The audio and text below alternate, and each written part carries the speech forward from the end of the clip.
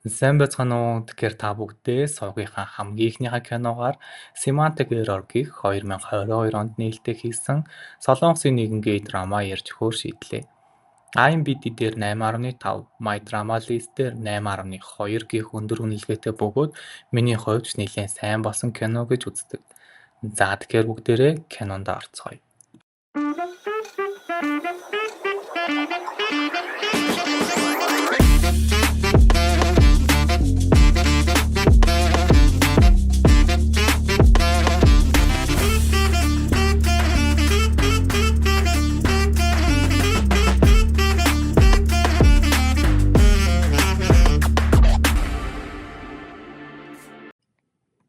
За тэгэхээр кино маань нэгэн гол дүр болох санаа үзэсгэлэн үзэж бугаар эхэлнэ. Тэрээр компьютер програмчлалын ангийн оюутан. Гинэ түүний хажууд нэгэн өндөр царайлаг залуу хоёр зогсно. Түүнийг Жион гэдэг. Жион түүний үзэж буй анимашн хийсэн чадварлаг бас царайлаг график дизайнер ангийн төгсөх курсын оюутан. Тэгээд л үзэсгэлэнгийн дараа график ангийнхан маань баяраа тэмдэглэж байхад Жион нэгэн муу мэдээг сонсно нь нэг хичээл дээр унснаасаа болоод төгсөхөд гэрдийд нүрэхгүй болж дахин нэг семестр сурахаас өөр аргагүй болсон байв.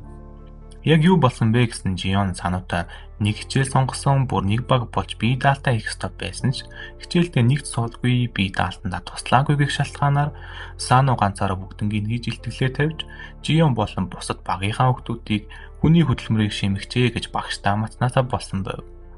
За ингээд л Жионд Саног олж уулзахаар хайхад Сано уцаа огт авахгүй бөгөөд сургууль дээр нэг ч найзгүй түүнийг таних нэг ч хүн үгүй бүр сургуулийн гөрөв чат гэх мэт сошиал зүйлд ч оролцдоггүй тул түүнийг олох боломжгүй байв. Сүүлдээ ам зураг гарган сургуулаар нэг тарааж хайж үзнэ.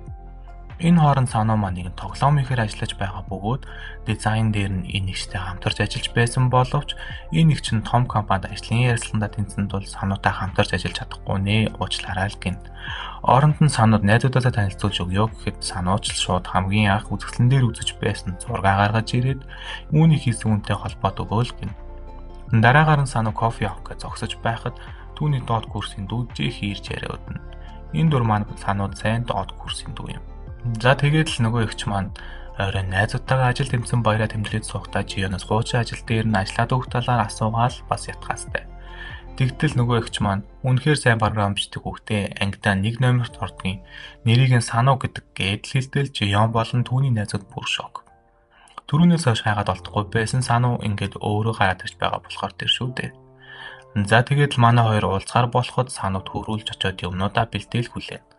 Тэгснэ цагаа хараад 3 минут оцорч байгаа хүн цаашдаа ажиллахаар яах болдоо гэж хүлээж байх үед манай Жионч гаднаас орж ирнэ. Энэ нь манай хоёрын хамгийн анхны аль биесны уулзалт байсан юм.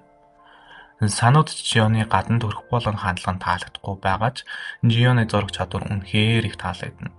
Энэ зураг маань манай киноны бас нэгэн алдартай зураг юм. Тэгээд л за дугаараа өгчих гэх үед Сануу Жионыг утсан дээрээ шимэгч 3 гэд хадгалсан байх бөгөөд энэ үед л Сануу яг юу болоод байгааг ойлгоно. Тэгээд л Сануу шууд явгтал Жионч юу гэж амархан явуулж гоо надаас төгсөлтийг чинь балсанд уучлаарай гэвэл би чиний тоглоом дээр чинь хамтарч ажиллах талаар бодож үзье яалтын. Гэтэл Санууч мөчөөгөө өгүүлгүй би төгсөөгүй шалтгаан чинь бишээ гэрдий ч л хүрээгүй. Бас шалгалтандаа унсан чинь миний буруу бишээ л гэтэл Жионч уулын асуудлаар нэг тийш нь болгоё гэсэн тэгмээргүй санагдчихлаа гээл манай хоёр сална. За ингээд шинэ семестр эхлэх бөгөөд Сануугийн амьдралын хэм маягийг харуулж бугаар эхэлнэ. Бүх зүйл яг цагийн хуваарийн дагуу өглөө нэг тогтсон цагтаа босож хичээлдээ бэлдээд баахан шото цамцнаасаа нэгийг сонгож өмсөөд хар малгаануудаасаа бас нэгийг сонгож өмсөөл гарна. Тэгээд л сургуультайгаа ирээд байнгуудаг кофегаа авах гэсэн дууссан байхын тэр ангидаа бас орж ирээд л байнга суудаг суудал дээр суух гэтэл өөр нэгэн цүнх байх бөгөөд тэр үед гаднаас Жион маань час улаан хувцастай ороод ирнэ. За яг юу болоод байна вэ гэсэн өмнөх уулзалтан дээрээ Жион Сануугаас юунд дургу вэ гэсэн Жион дургу ойр тойронд нь 10 м байхад бүр дургу бас улаан өнгө дургу гэсэн байж л тээ. Тэгээд л Жион маань Сануугийн дургу хүрэх гэж ингэж байгаа бос таарав. Мөн копи машинаас Сануугийн удаг бүх копиг Жион худалдаж авч дуусгасан байв. Ингээд л манай хоёрын голын дай эхэлнэ. Өдөрт Сануу хоолндоо ороход нь хажууд нь суугаад саад болоостой. Сануугийн хичээлийн хуваарийг олоод авцсан бас дараагийн хичээл дээр нь нэрээд л суудаг суудал дээр нь суучихсан байна. Энэ нь Франц хэлний хичээл байсан байв. Азгүй ч гэх юм уу, азарч гэх юм уу манай хоёр хувь тавилангаараа нэг баг болчихсон. Санууч бүр багийнхаа үнийг солиё гэхэд багш нь үгүй л гин. Ойрын сануу маань гэрлүүгээ Жионы хийж байгаа зүйл бүгд хууль бус биш тул яаж аргалах вэ гэж бодоод явж байх үед ардаас нь хүн дагаад байгаа мэдрэмж төрөөл гэрлүүгээ яаран орох гэтэл ард нь Жион зогсож байна. Жион маань бүр сануугийн хажуугийн алганд нүүж ирсэн болж таарав. Ингээд л сануу Жионы эсрэг арга хэмжээ авч эхлэх бөгөөд тэр нь юу вэ гэсэн гэртээ уудаг кофеогоо бүгднгийн хайрцгаар нь аваад тавьчихсан байна. Бас өглөө үүрээр сургууль дээрээ ирээд суудлаа аваа суух бөгөөд Жионтой харьцахгүй тулд ширээнийхэн голт хаалт авч ирсэн болж таарав. Жион ч яаж зүгээр суух уу? Санууг өдөөстэй. Хүүхэд шиг жимшиг, хөвгөлтөө жимшиг манай хоёрын өдөр өнгөрч байгаа. Өдрийн цайны цагаараа санаа маань хажууд нь суух боломжгүй дүүрэн хүмүүсийн гол очиж сууцсан. Үүний дараагаар сануу нэг орой ментор хүнтэй уулзалт хийгээд сууж байх бөгөөд тэр хүний хандлаганд таалагдахгүй байна гэж шулуухан хэлээд явах гэтэл нөгөөх нь уурлаад сануу руу дайрч гарна. Яг тэр үед нь Жион найзуудтайгаа тэнд нь явж таарах бөгөөд санууг тэр хүнээс авраад нөгөө залууг нь бараг зодоод л тэр хоёр зүгтэн гэртээ ирцгэн. Тэгтэл Жион баарнаас хутаж гарахдаа цүнх болон утас түлхүүр гэл бүхэл юмаа үлдээсэн байх бөгөөд сануугийн дорж ноутбукийг нь ашиглая гэж гуйна. Мэдээж сануу эхлээд үгүй гэсэн боловч өөрийг нь аварсан болохоор хүн чанар нь зулгаагаад 10 минут л байна шүү гээл оруулна. Жион ч ноутбукээр найзуудтайгаа холбогдож байх хооронд сануу хэрэг цацуулчихсан тул усанд орохоор болно. Санууч өөрийг нь аварсныг бодоод баг зэргийн тогтлоостой. Санууг уснаас нойтон үстэй гарч ирэхэд хүнийг харсан Жион бас л тогтлоостой.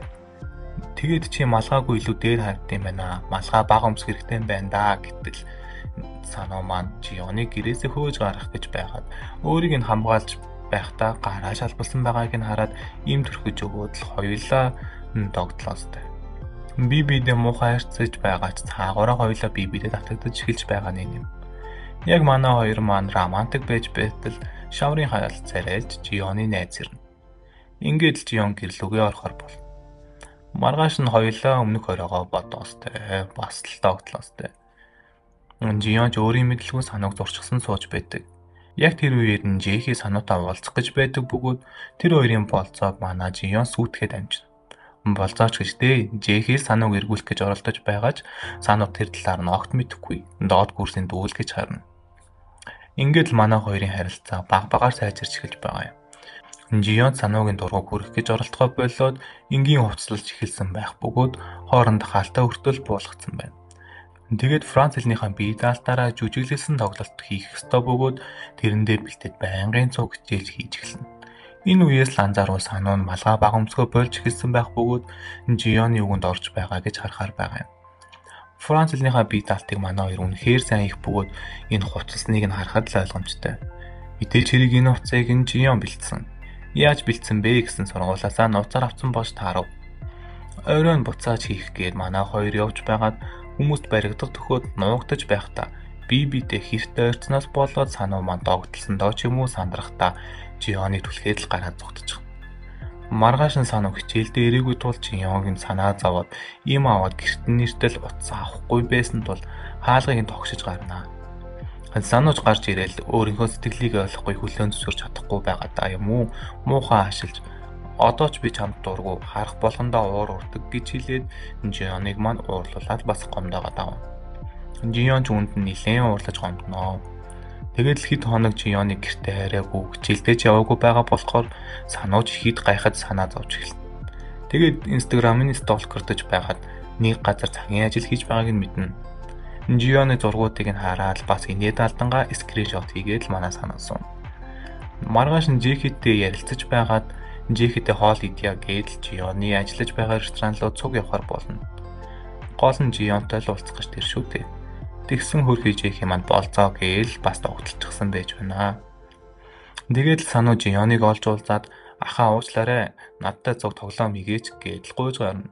Жион ч юу гэж уурна гарах уу би чадахгүй явж зүгээр л болцоогоо хий гэдэл яваад өгнө. Тэгэж ууралсан хэрнээ Жион маань ойрон яах уу гээл бахан бодоостой. Маргааш нь санууд үлдээгээд явсан материалыг нь авчиж өгөөл явах гэтэл санууч бууж өгөлгүйгээр таал надад хэрэгтэй байна. Та биш бол өөр ямар ч дизайнер хэрэггүй гээл уянгалж гарч өгнө. Ингээд л манай хоёр маань нэвтрээд хамтарч ажиллахаар болно. Санууд сурсан зангаараа баахан дүрм журам гаргастай. Жионтой ажиллаараа далимдвал залгаж бас ярина. Жион ч их хичээж ажилланаа. Тэгээд л дараагаар нь өдрийн хоолны үеэр Жион Жэхи хоёр санууг булаалтаад бас амжина. Жэхи санууг цуг намын сан орё гэхэд Жион маань харамлаад бид хоёр манай студ дээр хийх ажилтай гээл хүчээр дагуулад явна. Оройн харж явахдаа хөөрхөн романтиклаад амжина. Маргааш нь цуг студ дээр ажиллаж байх бөгөөд Жион хэсэг амархаар болоод унтна. Санууч Жионыг сэрэх гээд харж байгаад өөрийгөө барьж чадалгүй үнсээ давна. Тэгээл сандраад гараад гүчгэнэ. Мэдээж тэр үед нь Жион унтаж байгаад үрсгэж байсан болж таарав. Оройн Жион ажлынхаа газрыг хаагаад цуг ууд суухаар бөгөөд сануу нэлээд согтоод авна. Тэгээд сэтгэлийнхаа үгийг уудалж гарнаа. Энэ удаа Жион маань санууд чамааг үнслээ үгүй гэвэл одоо зүгтаарай гэхэд санууч өөрөө татаад үнсээд авна. Үгүй мөн тогтлуулсан мэсэг шүү. Ингээл манай хоёр уулзраа олчлоо доо гэсэн сануу маань өөрийгөө хүлээн зөвшөөрч чадалгүй хоёулаа яаж болцох юм гээл Жионы түлхээл бас дахиад зогтчих. Тэгтээ хоол зогтож чадахгүй байгдагчнаа хөрхий. Жион маань санууд сэтгэлээ сонсоо 2-7 хоног л хоёул ядаж үерхэд үзчихье гэж хэлэхэд санууч надад бодох цаг өгөө л гэж хэлнэ. Тэгээд манай хоёрч хоёр талд бие бинийгээ бодон эморсон хүмүүс. Жион ч Жэхийг санууд сайныг сонсоод Жэхигийн асуудлыг нэг тийш нь болгохоор шийдээд очоод шууд л би санууд сайн болохоор битгий иргэн тойронд нэргэлдээд байл гэж шолоохон хэлээд авна. Удаан бодсны санаа маань яг л үерхэд үзье гэж шийдээд хэлэх гээд очтол бас л нэгэн муу мэдээ. Манай хоёрч цаад их байна да. Муу мэдээ нь юу вэ гэсэн Жион маань том компанид ажлын ярилцлаганд тэнцсэн байх бөгөөд мэдээж хэрэг Франц явж ажиллах хэрэгтэй болсон байна. Тэрийг нь тонсон санууч өөрийнхөө үерхий гэж хэлэхээ болно. Жион ч яхаа мэдгүй би явхаа болоод үлдчих үү гэсэн сануу юу гэж тийм юм хэлэхгүй зүгээр л хийх ёстой хиймаа хий ажилдаа төвлөр гэж л явдаг. Оройн удаан бодсны Жион маань гадагшаа явхаа болоод энд үлднэ гэтэл санууч уурлан миний төлөө үлдэх хэрэггүй би таны асуусан асуултын хариултыг одоо хэлчихье. Тантай үерхгүй болохоор гадагшаагаа яваа л гин. Зүгээр таныг л амжилттай байгаасаа гэж хүсэж байна гэж л явдаг. Ингээл нэлээд 7 хоног өнгөрсний дараа сануу удаан бодож эморсны эцэст дурсамдуудаа бодон эцэст нь зүрхээ дагахаар шийдэн Жионыг хайж уулзахаар гүйн.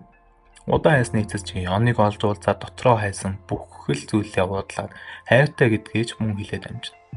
Тэгээд үерхий гэдэг асуулт чинь одоо хүртэл хിവэрэ юу гэсэн Жион маань үгүй тэр аль дээр дуусан асуудал. Одоо дахиад шинээр асууя.